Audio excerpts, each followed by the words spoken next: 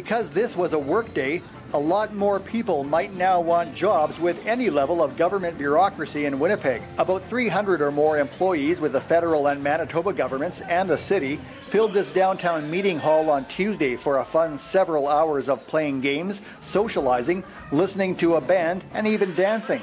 And most were to receive a free lunch as well. The event was the first so-called tri-level challenge, a kind of team building and morale exercise as part of National Public Service Week, and high-profile Winnipeg comedian Big Daddy Taz was the MC. We're going to have a great time. It's going to be a minute to win it, and at the end I guess you all get new Lexuses or whatever. I don't know what you get. Or maybe just time off. The event was a hit with participants and even with Winnipeg Blue Bombers mascots Buzz and Boomer. But the Canadian Taxpayers Federation is less than thrilled with the whole thing.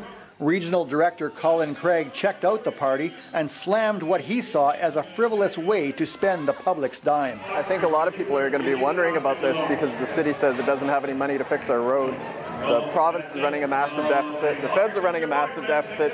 Yet this is a brand new event. So I think a lot of people are going to be upset. The games comprised what some might call a sort of office Olympics. Shooting rubber bands into containers, juggling crumpled paper, dropping computer discs onto coffee cups, and playing with chopsticks were among them.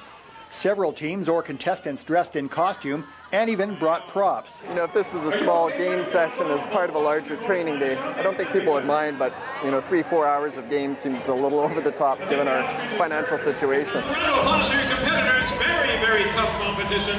One of the questions surrounding this event is what it would have cost organizers to rent this facility at the Winnipeg Convention Centre.